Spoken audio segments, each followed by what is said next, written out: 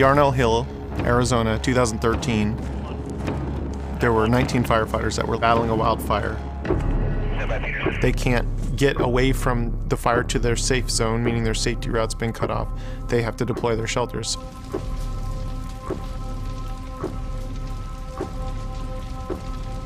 They knew that they had fire on both sides of them. They had fire behind them, and now they have fire ahead of them.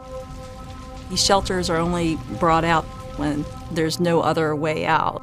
So the firefighters will encapsulate themselves in it as the fire blows over. Did they deploy, they said? Yeah. We're talking minutes when they made this decision. And they were in a very tight deployment area. All of their shelters were pulled, and they all deployed at the same time, and they all died in this location.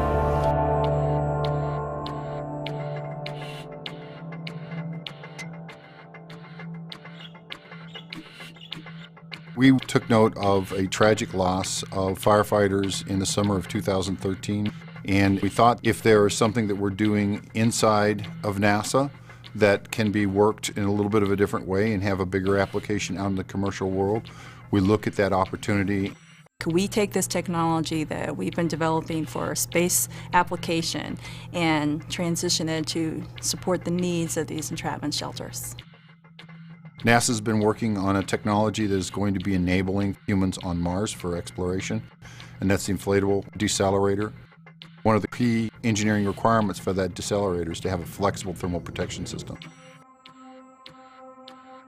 There's a lot of common themes here between the flexible heat shield material that we work with here at NASA and the fire shelter. So flexible TPS systems, it's really sort of like a thermal blanket is what it is. It's something you can compact, stow, put away, and then you use it when you have the vehicle actually enter into the atmosphere. And that's the technology we were working. We're re-entering the atmosphere, and we need to survive that high heat rate for a very short duration of time. So is there any potential that we could use these thermal protection systems to improve these shelters that they're using for these entrapment situations?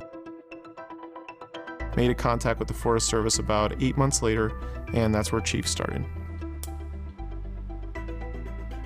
The difference between the technology that we've applied in the two areas, it's the same basic physical science that we're using on both sides, but the materials do change. 3, 2, 1, mark. We've tested over 290 different unique material layups. We call it coupon level testing.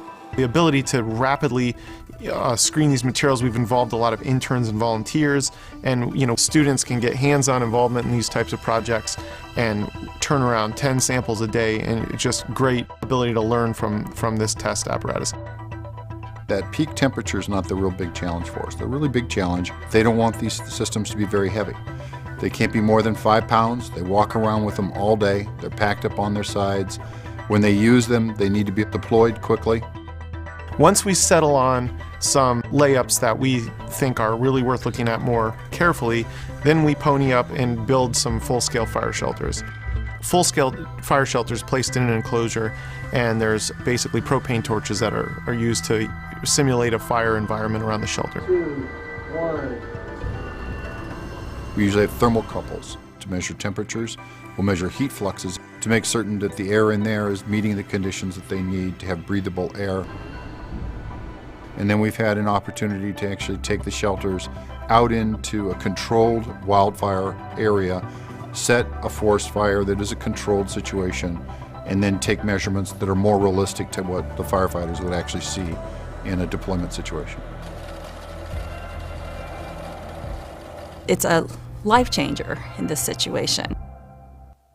The benefit for both groups from this collaboration that we've had with the Forest Service is that NASA has been able to take some of the concepts that the Forest Service has been looking at and apply them and look at how they might apply to our entry systems. I don't want them to have died in vain. I'm encouraged that we can all learn from this. I know that they would want us to all carry on. They would want the Granite Mountain Hotshots to live on and continue to protect lives and learn those lessons.